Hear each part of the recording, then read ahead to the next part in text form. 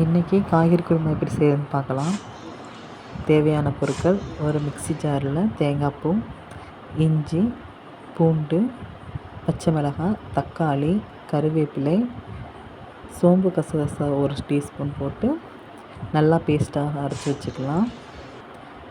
ஒரு கடாயில் எண்ணெய், கடுகு, கருவேப்பிலை, பச்சை மிளகாய், வெங்காயம், உப்பு, தக்காளி இதையெல்லாம் சேர்த்து நல்லா வதக்கிக்கலாம். இது கூடவே கேரட், பீன்ஸ் இதையும் நல்லா வதக்கிக்கலாம். இது கூட தேவையான அளவுக்கு மஞ்சத்தூள், கரம் மசாலா இதையெல்லாம் சேர்த்து நல்லா வதக்கி விட்டுக்கலாம்.